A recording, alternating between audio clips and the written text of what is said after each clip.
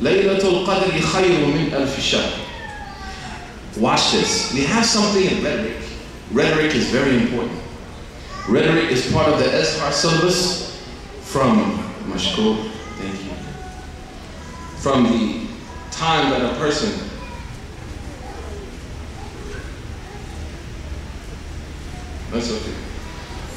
from the time that a person enters middle school till college, they take rhetoric, balagha, every year, because it's very important.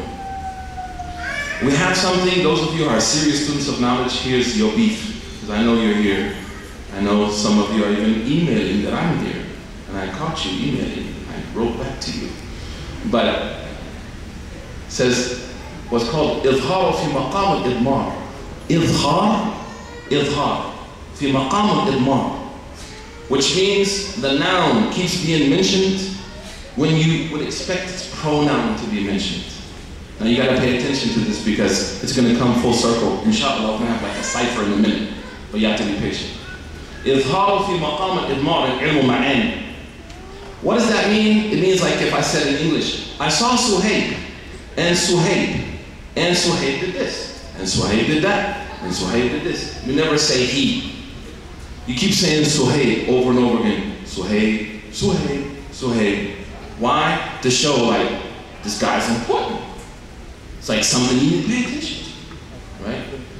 Here, what's happening in the surah? إِنَّا أَنزَلْنَاهُ فِي لَيْلَةِ الْقَدْرِ وَمَا أَدْرَاكَ مَا هِيَ إِنَّهَا خَيْرٌ مِنْ أَلْفِ الشَّهْرِ. Or does it keep saying Laylatul Qadr, Laylatul Qadr 3 times? It doesn't say, indeed, we sent it on the night of power. And what is it? And it is better than 1,000 years. No, it uses this cool principle that I just talked about. إظهار في مقام الإضمار.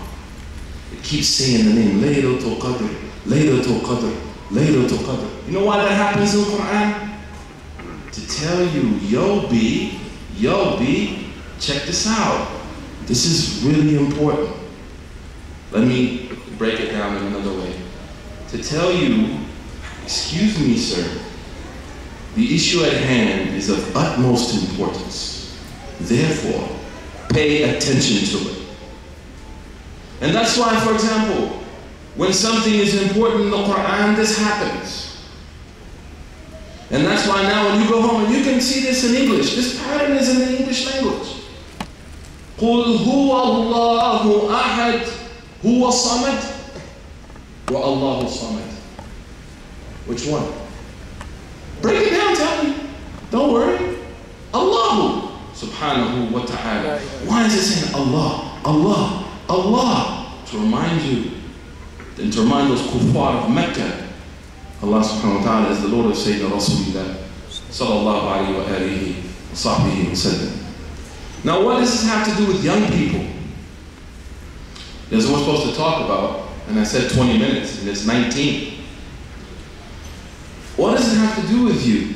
As I said, when something is important, the Quran mentions it. When something's not important, or when something is trifling, everybody knows what trifling means? Nefarious? Yeah? Yeah.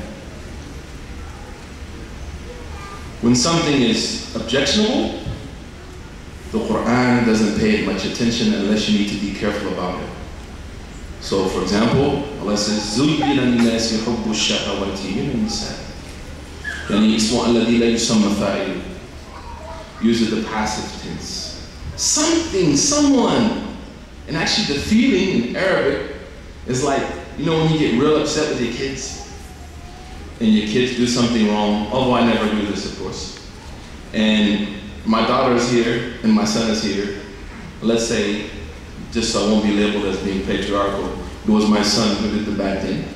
So then I'll be talking to my daughter, I'll be like, there are some people around here who don't know where to put their shoes when they come in the house and leave certain articles of clothing